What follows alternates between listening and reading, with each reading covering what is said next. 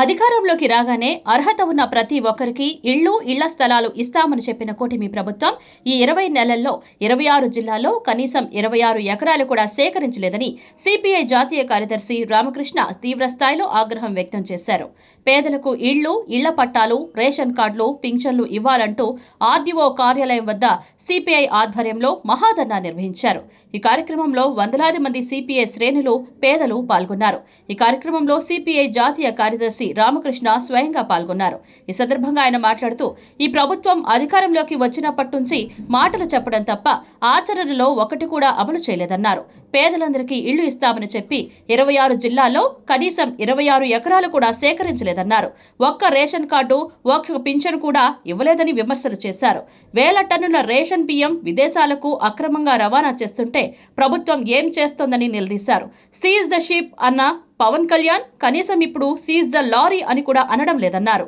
TDP నాయకుల అక్రమంగా బియ్యాన్ని అమ్ముకుంటున్నారని విమర్శలు చేశారు. మంత్రి నారా లోకేష్ చంద్రబాబుకు మించిన తెలివిగల వ్యక్తిగా వ్యవహరిస్తున్నారని, గతంలో ప్రతి జనవరికి ఎన్ని ఖాళీలు ఉంటే అన్ని ఖాళీలతో జాబ్ క్యాలెండర్ విడుదల చేస్తామని చెప్పి ఇప్పుడు ఉగాదికి 10,000 ఉద్యోగాలు ఇస్తాం, పండుగ చేసుకోమంటున్నారంటూ విమర్శలు చేశారు.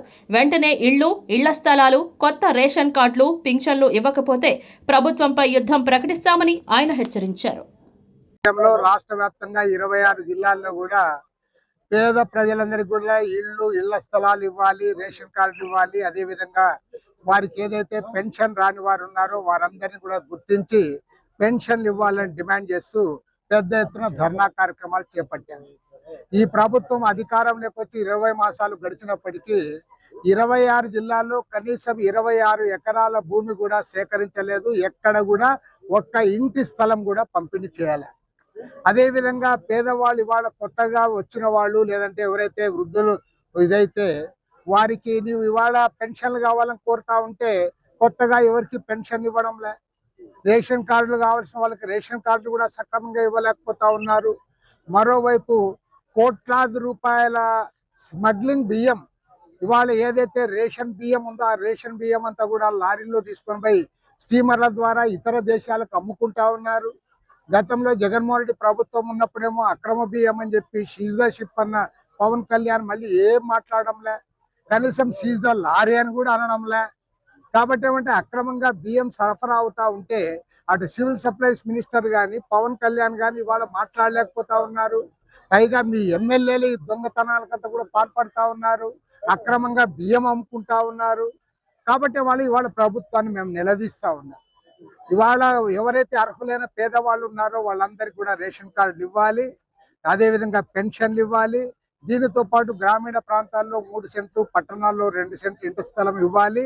అంతేకాకుండా దాదాపు 10 సంవత్సరాలుగా పడావుగా పడిపోయి ఉన్న టిట్కో ఇళ్ళు, ఆ టిట్కో ఇళ్ళు చంద్రబాబు నాయుడు గారి బెయించేళ్లే, ఆయనే కట్టించాడు. వాటిని ఇవాళ నీవు లబ్ధిదారులకు ఇంతవరకు కూడా ఇవ్వాలా? మీరు లబ్ధిదారులకు ఇవ్వడానికి ఎవరటం వస్తూ ఉన్నారు? కాబట్టి వాళ్ళు స్పష్టంగా ప్రభుత్వాన్ని డిమాండ్ చేస్తూ ఉన్నాం. పేదవాళ్ళందరికీ కూడా ఇళ్ల స్థలాలు ఇవ్వాలి, టిట్కో ఇళ్ళని కూడా వాళ్ళ దఖలుపరచాలి, రేషన్ కార్డులు, పెన్షన్లు కూడా ఇవ్వాలని చెప్పి డిమాండ్ చేస్తూ 26 జిల్లాల్లో కూడా ఇవాళ నిరసన కార్యక్రమాలు చేపట్టాం. ప్రభుత్వం ఇప్పటికైనా దిగివచ్చి సమస్యల పరిష్కారం చేయకపోతే రాబోయే రోజుల్లో రాష్ట్ర వ్యాప్తంగా ప్రజానీకాన్ని సమీకరించి ప్రభుత్వం పని యుద్ధం ప్రకటిస్తాం. అదేవిధంగా ఇటీవల మన ఉగాది పండుగ నాడు లోకేష్ గారు ఉద్యోగాలు ప్రకటించారు. ఇవాళ యువజన విద్యార్థి సంఘాలన్నీ కూడా ఈరోజు అందరూ కూడా ఇది చేస్తూ ఉన్నారు. వాళ్ళంతా అసంతృప్తి వ్యక్తం చేస్తూ ఉన్నారు. నువ్వు ప్రతి సంవత్సరము జనవరి 1వ తేదీ జాబ్ క్యాలెండర్ అన్నావు, జాబ్ క్యాలెండర్ ఉద్యోగాలు ఇవ్వడంలే. నువ్వు 10,000 ఉద్యోగాలు ఇస్తాను, ఉగాది పండుగ చేసుకోండి, వచ్చే ఉగాది వరకు 10,000 అంటే అది సరైనది కాదు. కాబట్టి ప్రజలందరూ కూడా అనుకుంటా ఉన్నారు చంద్రబాబు నాయుడు తెలివైనోడు అనుకుంటుంది, చంద్రబాబు కంటే కూడా మించి తెలివైనోడు లోకేష్ అని అనుకుంటా ఉన్నారు. కాబట్టి ఏమంటే ఈ ప్రజల్ని మభ్యపెట్టి ముఖ్యంగా నిరుద్యోగ యువతను భ్రమల్లో ముంచేది కాకుండా వారి సమస్య పరిష్కారం చేసే దిశగా ప్రభుత్వం అడుగులు వేయాలని చెప్పి కోరుతాం.